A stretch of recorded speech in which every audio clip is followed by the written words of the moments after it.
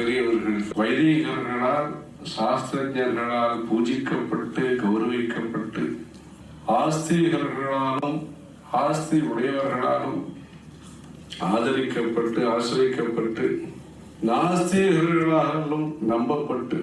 இறைவனை நம்பினார்களோ இல்லையோ, ஆனால் அவரை நம்பாதவர்கள் இல்லை. அதாவது தனி மனிதனுடைய உழைப்பு, தனி மனிதனுடைய ஞானம், தனி மனிதனுடைய சேவை, இப்படி இந்த பாரத தேசத்திற்கு கிடைத்த உயர்ந்த ரத்தனம் அவர்கள். அவர்களை முன்னோடியாக கொண்டு, அவர்களை முன்னுதாரணமாக கொண்டு, அவர்களை முன்மாதிரியாக கொண்டு, ஆதர்சமாக கொண்டு இந்த தர்மத்தில் ஈடுபட்டிருப்பவர்களும் சமுதாய சேவையில் ஈடுபட்டிருப்பவர்களும் இதுபோன்று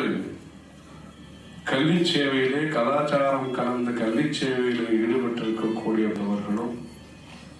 தேச சேவையிலே ஈடுபட்டிருக்கக்கூடிய அரசியல் சாராதவர்களும் அனைவரும் ஏற்கனவே பல குழப்பங்கள் நடந்திருந்தாலும் மேற்கொண்டு அந்த குழப்பங்கள் தொடராமல், அதுபோன்ற சிரமங்கள் தொடராமல் மேன்மேலும் இந்த தேசம் நல்ல முறையிலே தன்னுடைய கடமையை, தன்னுடைய பொறுப்பை, தன்னுடைய வாய்ப்பை மேன்மேலும் நல்ல விஷயங்களுக்கு செலவிட்டு இந்த தேசமும் தெய்வீகமும் வைதீகமும் வளர்ந்து இந்த தேசத்திலே பிரிக்கப்பட்டதனாலே தனியாக இருக்கக்கூடிய அவர்களும் நல்ல முறையிலே சௌஜன்யமாக நம்முடன் இருந்து அவர்கள் எதிர்பார்த்த புனிதமான பாரதமும் புண்ணியமான பாரதமும் ஒற்றுமையான பாரதமும் உன்னதமான பாரதமும்